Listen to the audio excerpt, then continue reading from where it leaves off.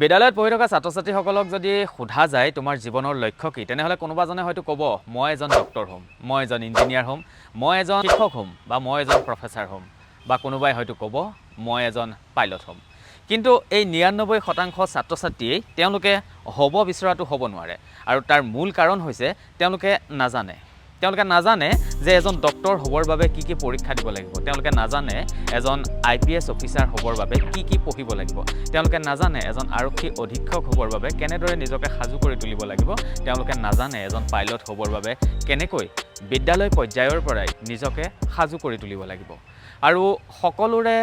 পৰিয়ালত এই বিষয়সমূহ সহজভাৱে বুজাই দিব পৰা লোকো নাথাকে আৰু সেইবাবে তেওঁলোকৰ জীৱনৰ লক্ষ্যটো কেৱল এখন ৰচনা হৈ থাকি যায়। এই সমস্যাটো হয়তো আপুনিও পাইছে, এই সমস্যাটো আমিও পাইছিলোঁ আৰু সেয়েহে এই সমস্যাটো নৱপ্ৰজন্মৰ ছাত্ৰ ছাত্ৰীসকলে নাপাবৰ বাবে অমূল্য অসমে আয়োজন কৰিছোঁ এক নতুন অনুষ্ঠান লক্ষ্য জীৱনৰ।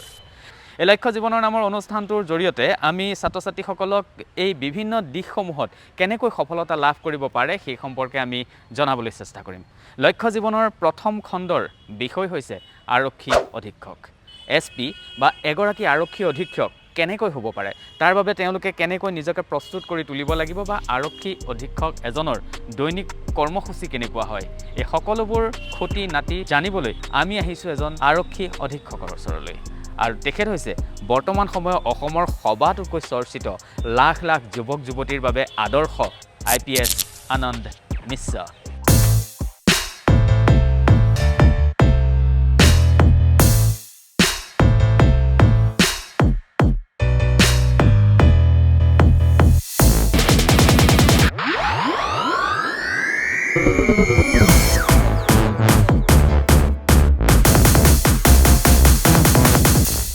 আৰ মোৰ এটা আসলে মোৰ কোনো টিউশন পড়া নাই, মই টিউশন কৰা নাই কোনোদিনে কৰা নাই। তো মোৰ পঢ়াইটো এনেকুৱা মই বহুত ভাল ষ্টুডেণ্ট ক'ব গ'লে মই ইমান নাছিলোঁ কি একদম টপাৰ আছিলোঁ,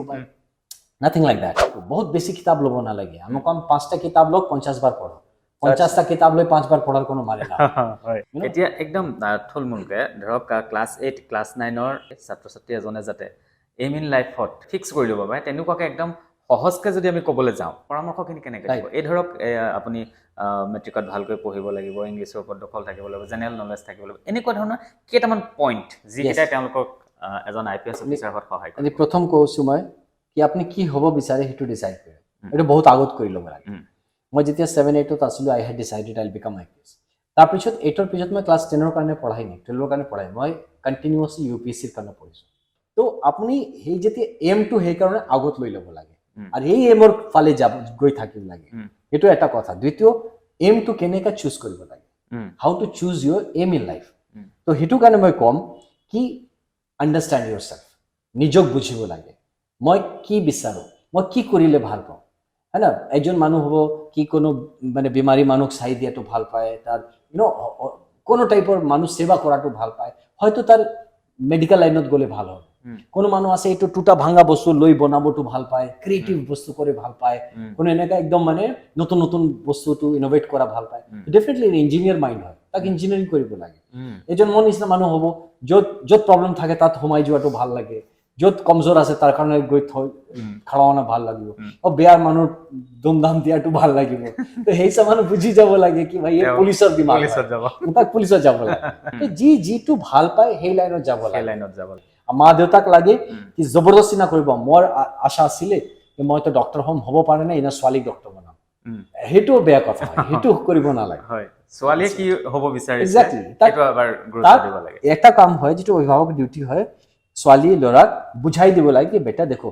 ইমানটো প্ৰফেশ্যন আছে, তাক জানিব লাগে, জানিব দিব লাগে কি ডক্টৰ এটা প্ৰফেশ্যন আছে, সেইটো হয়, ইঞ্জিনিয়াৰ এইটো প্ৰফেশ্যন আছে, সেইটো হয়, IAS এইটো হয়, সেইটো হয়, IPS এইটো হয়, বিজনেছ আছে, মানে যি আছে চব তাক জনাই দিব লাগে। তাৰপিছত সেই ছোৱালী বা ল'ৰা নিজক বুজি ল'ব মোৰ কিটো ভাল লাগিছে, সেইটো যি ভাল লাগে সেইটো। তো অভিভাৱকৰ কামটো হ'ল মানে বাচ্চাক এটা ইনফৰ্মড ডিচিজন লোৱাত মদত কৰা। যেতিয়া আমি ক্লাছ 3ত আছো তো ক্লাছ 5 ক্লাছ 6ৰ পঢ়ি আছো, যেতিয়া 4ত আছো 7-8ত কৰি আছো, ক্লাছ 5ত মই এলজেব্ৰা ট্ৰিগনোমেট্ৰি কৰি আছো। হয়, তো তাত কৰিলে কি হয় কি আপোনাৰ নিজৰ কামটো ইজি হৈ যায়, क्योंकि আপনাৰ তৈয়াৰিটো বেশি আছে আচ্ছা আপনি যদি 10 কিলোমিটাৰ দৌড়া তৈয়াৰি কৰি আছে তো 2 কিলোমিটাৰ 3 কিলোমিটাৰ তো মজা মজা দৌড়ি এনেই গুচি যাব তো মোৰ এনেকুৱা কাৰণে আমাৰ পঢ়াই লিখাইটো বহুত সিস্টেমেটিক আছিল আৰু মোৰ এটা আছিল মোৰ কোন টিউশন পঢ়া নাই মই টিউশন কৰা নাই কোনোদিনে কোনোদিনে কৰা নাই মই স্কুল কলেজ যি পঢ়িছো হিটো পঢ়িছো ওয়াও তাৰ বাহিৰত মোৰ কোনো টিচাৰ নাই ওয়াও তো হিটো কাৰণে কি হৈছে কি যি আমি পঢ়াইটো কৰিছো ঘৰত আহি এটা পঢ়াৰ অভ্যাস আছিল যিটো দেউতা ৰাখিছে কি ইভিনিং 5 বজে आपको কিতাপ খুল के বহি যাব লাগে আর ঠিক 9টাৰ আগত উঠিব নালাগে সেইটো এটা অভ্যাসৰ কথা হয় এতিয়া ধৰি লওক এজন ছাত্ৰ বা ছাত্ৰীক অভিভাৱক বা কোনোবা এজনে খুব ধুনীয়াকৈ প্ৰফেশ্যনখিনি বুজাই দিলে এনেকৈ এইখিনি তুমি IPS হ'বৰ কাৰণে এইখিনি কৰিব লাগিব সকলোখিনি বুজাই দিলে আৰু সকলোখিনি বুজোৱাৰ পাছত তেওঁ সিদ্ধান্ত ল'লে মই এগৰাকী দক্ষ আৰক্ষী অধীক্ষক হ'ম এতিয়া তেওঁ কেনেকৈ আগবাঢ়িব ओके तो बेसिकली आपने कोई ऐसे यूपीएससी तैयारी है एकदम राइट तो यूपीएससी का जो पढ़िब विचारे मैं कम प्रथम आपने यूपीएससी सिलेबस तो देखि लो এটা নোটিফিকেশন আহে upsc.gov.in upsc.gov.in এই ওয়েবসাইটত গলে আপনি তাত পুরা ডিটেইলস পাই যাব কি নোটিফিকেশন লাস্ট ইয়ার যেটা নোটিফিকেশন আইছে হেটো লৈ লব কি নোটিফিকেশনত কেনেকুৱা স্কিম অফ এক্সাম দিছে এই এক্সামটো কি হয় হেটো জানি লব লাগে তাৰ পিছত সিলেবাস দেখিব লাগে সিলেবাসত কি আহে হেটো জানি লব লাগে তাৰ পিছত এই সিলেবাসটো কভাৰ কৰাৰ কাৰণে স্ট্যান্ডার্ড বহি কি আছে সেই কিতাবটো বহুত বেছি কিতাব লব না লাগে আমি কম 5টা কিতাব লওক 50 বার পঢ়ো 50টা কিতাব লৈ 5 বার পঢ়াৰ কোনো মানে না হয় না এটাই কিতাব লৈ বারবার পঢ়িলে এটো বেছি কাম হয় তো আপুনি হেতু যে স্ট্যান্ডার্ড বহি আছে হেতু আপুনি তাত ধৰি লৈ ললে তাৰ পিছত আপুনি যে লাস্ট যিমান কোশ্চেন পেপারস আহিছে সেই কোশ্চেন পেপার ভালকে পঢ়িব লাগে কোশ্চেন পেপার পঢ়িলে কি হয় কি আপুনি গম পাব কোন লাইনত পঢ়াই কৰিব লাগে আপনি ডাইরেকশন পাবো আপনার পড়াটো ফোকাস হবো क्योंकि मैं যদি আপনাকে একটা কাগজ দিও সাপোজ হয় না একটা ভিজিটিং কার্ড আপনাকে ধরালো ভিজিটিং কার্ডটো ধরালো আপনি পঢ়িলে পঢ়ি মই আপনাক লৈ ললো ভিজিটিং কাৰ্ডৰ পিছত কম কি আগে দেৱজিৎ জি আপুনি ককচোন মোক কি এই মানুহজন যেটো আছে হেটো ল্যান্ডলাইন ইউজ কৰে না নকৰে আপনি কইটো তো সোৱা নাই ভালকে দেখো আকৌ দিও দেখো আকৌ ল্যান্ডলাইন নম্বৰ আছে না নাই কিন্তু মই যদি আপোনাক আগত কোশ্চেন কৰি দিও কি দেৱজিৎ জি এইজন মানুহৰ ভিজিটিং কাৰ্ড দি আছো এটো জানিব লাগে এটো ল্যান্ডলাইন ইউজ কৰে না নকৰে কি কোন ফ্লোৰত থাকে ঘৰটো কিমান ফ্লোৰত আছে এটো সৰু জায়গা থাকে না ডাঙৰ জায়গা থাকে তাৰ টাইটেলটো এক্স্যাক্টলি কি হয় তাৰ ফোন নম্বৰত 8-9 ডিজিটটো আছে না নহয় তো যেই যে কোশ্চেনটো সুধি ললো তাৰ পিছত মই আপোনাক কাৰ্ডটো দিলো আপুনি তেতিয়া জানে কি দেখিব লাগে হয় তেতিয়া কাৰ্ডটো পঢ়াটো ৰেলেভেন্ট হৈ যাব সেইকাৰণে কোন ৰেলেভেন্ট ষ্টাডি কৰিব লাগে ৰেন্ডম ষ্টাডি কৰি লাভ নহয় কি কিতাপ উঠালো পঢ়ি আছো তেতিয়া কাহিনী কিতাপ হয় একো জ্ঞানত না যাব কোশ্চেন পেপার পঢ়াৰ পিছত যেটো হেই কামটো কৰিব যেটো পঢ়াটো তেতিয়া চাব কিতাপটো আপোনালোক কথা কোৱা আৰম্ভ কৰিব কিতাপটো কৈ দি থাকিব এই হেতু আছিল কোশ্চেন তেতিয়া আপোনাৰ মাথাটো কৰি থাকিব না আপুনি আনসাৰ সাৰ্চ কৰি থাকিব কিতাপত এই যেতিয়া আনসাৰ সাৰ্চ কৰি থাকিব তেতিয়া studying will became N interesting thing and it will become interesting কিন্তু মাথার কোশ্চেন তো খেলি আছে কিতাব খুলিলে আপনি আনসার খুঁজি আছে হয় and this will become interesting study হয় তো এনেকুৱা পঢ়িব লাগে আৰু কোশ্চেন পেপাৰ পঢ়ি আপনি কিতাব পঢ়িলে হ'ব তাৰ পিছত সেই কোশ্চেন পেপাৰ ৰাইটিং প্ৰ্যাকটিস কৰিব লাগে সলভ কৰাটো প্ৰ্যাকটিস কৰিব লাগে যিমান হ'ব পাৰে তো আপনি এই সব কৰাৰ পিছত নেক্সট স্টেপ হ'ব আপোনাৰ you should start teaching someone এই কথাটো ডিসকাস কৰিব লাগে আপোনাৰ লগত কি আমি এটো পঢ়িছো হেতু আপোনাক ক'ব বিচাৰো একবার আপনি যদি টিচিং আরম্ভ করে দিয়ে তেতিয়া এই বস্তুটো আপনার হয়তো কোশ্চেনসও আপনি হই দিব তেতিয়া আমার এই মাথাটো আৰু ভালকে খেলিব আরম্ভ করে এই টপিকটো আর টপিকটো ইন্টারকানেক্ট হই গৈ থাকে আপনি চ্যাপ্টার 1 ত কি পড়িছিলে আর চ্যাপ্টার 12 ত কি পড়িছিলে দুটা কানেক্ট হই যায় তেতিয়া আপনি একটা সাবজেক্ট পড়ে একটা চ্যাপ্টার না পড়ে you know then you become subject expert not a chapter expert আর হেতু গোটে ইউপিএসসি এর কারণে কোশ্চেন পেপারত কি আইছে আচ্ছা লাস্ট ইয়ার হেতু আইছিলে সেই বছর হেতু আইব এই সব না হয় ঠিক আছে তো ইউপিএসসি কারণে আপনি গোটে পড়িব লাগে এটা আপনি পার্শিয়াল স্টাডি কৰিব নোৱাৰে কি গেস পেপাৰ বা ইউ নো প্ৰবেবল কোশ্চেনস এই তো হিসাব না হয় তো এনেকুৱা পঢ়িলে আই বিলিভ ইউপিএসসি তো ক্লিয়াৰ হ'ব বাস তাৰ ভিতৰত দুটা যে মেইন ধ্যান ৰাখিব লাগে প্ৰথম কি আপনি খালি পঢ়াই কৰিলে বৰ হৈ যাব মোটিভেশন ডাউন হৈ যাব লগতে কোনো হবি বা হ্যাবিটস এনেকুৱা ৰাখিব লাগে যেটো আপোনাৰ ইন্টাৰেস্ট বনাই ৰাখিব লাগে সাপোজ মই যেনে গিটাৰ বজাও বাইক লৈ ঘূৰি যাওঁ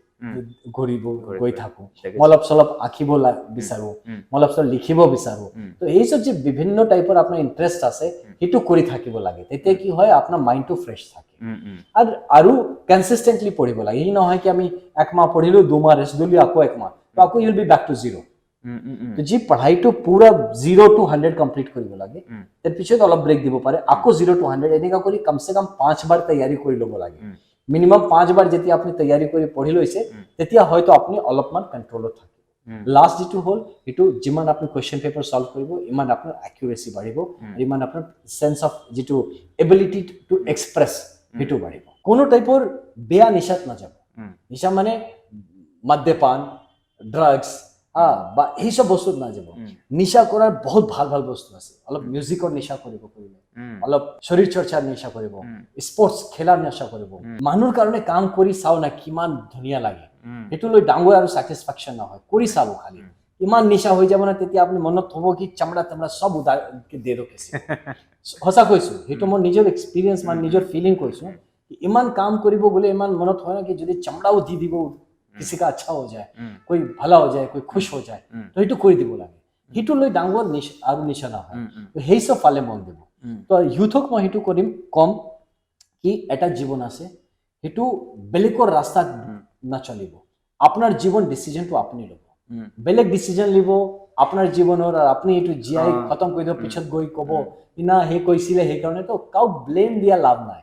ব্লেম দিলে নিজক দি যদি মন আছে কৰক জীৱনটো আকৌ নাপাব খুব ভাল লাগিলে আপোনাৰ সতে কথা পাতি আমি ভাবিছো এই প্ৰশ্নটো যেটো আছিল যে এজন আৰক্ষী অধীক্ষক হ'বৰ বাবে ছাত্ৰ ছাত্ৰীসকল কেনেকৈ আগবাঢ়িব লাগিব বা এটা সিদ্ধান্ত লোৱাৰ সময়ত এটা জীৱনৰ লক্ষ্য হিচাপে কোনোবা এটা বিষয় লোৱাৰ আগতে কোনসমূহ দিশত গুৰুত্ব দিব লাগিব সেয়া অভিভাৱকসকলে বা ছাত্ৰ ছাত্ৰীসকলে আজি ছাৰৰ কথাখিনি শুনি নিশ্চয়কৈ চাকে সেই সম্পৰ্কে এটা সিদ্ধান্ত ল'ব পাৰিব আৰু থুলমুলকে বহুত দীঘলকে পাতিলো তথাপিও থুলমুলকে মই ছাৰৰ কথাকিটা কৈ দিছো যে প্ৰথম কথা হৈছে ছাত্ৰ ছাত্ৰী বা সন্তানক কেতিয়াও জোৰ দিব নালাগে কিবা এটা হ'বৰ বাবে তেওঁলোকক বিভিন্ন ক্ষেত্ৰসমূহ দেখুৱাই দিব লাগে যে এজন আইপিএছ অফিচাৰৰ কি তেওঁলোকৰ কৰ্মজীৱন কেনেকুৱা হয় কি তেওঁলোকে কৰিব লাগে কেনেদৰে হ'ব পাৰে এজন ডক্টৰ এজন ইঞ্জিনিয়াৰ এজন পাইলট এই প্ৰতিটো ক্ষেত্ৰৰ বিষয়ে তেওঁলোকক বুজাই দিব লাগে আৰু সিদ্ধান্তটো তেওঁলোকক নিজে ল'বলৈ দিব লাগে আৰু ছাত্ৰ ছাত্ৰীসকলক যি ব্যক্তিগত জীৱনত তেওঁলোকৰ পঢ়া শুনাৰ যিসমূহ দিশ আমি ব্যৱহাৰ কৰি দেখুৱাব পাৰো বিভিন্ন সূত্ৰসমূহৰ পৰা আৰম্ভ কৰি বিভিন্ন দিশসমূহ আমি তেওঁলোকক দেখুৱাবলৈ চেষ্টা কৰিব লাগে আৰু ছাত্ৰ ছাত্ৰীসকলকো পঢ়াটো নিশা হিচাপে ল'বলৈ ছাৰে কৈছে আৰু ভাল ভাল যিসমূহ দিশ সেইসমূহ নিশা কৰিব কৈছে যিসমূহ নিশাই সমাজৰ বা নিজৰ দেহৰ বা পৰিয়ালৰ বা স্বাস্থ্যৰ যে ক্ষতি কৰে সেইসমূহ নিশা হিচাপে কেতিয়াও ল'ব নালাগে এইসমূহ দিশ যদি মানি লয় তেনেহলে ভাবো অসমত আৰু হাজাৰজন আনন্দ মিশ্ৰ ওলাব সকলোকে ধন্যবাদ জনাইছো স্যাৰ বহুত বহুত ধন্যবাদ এই সময় দিয়াৰ বাবে বহুত থ্যাংক ইউ সো মাচ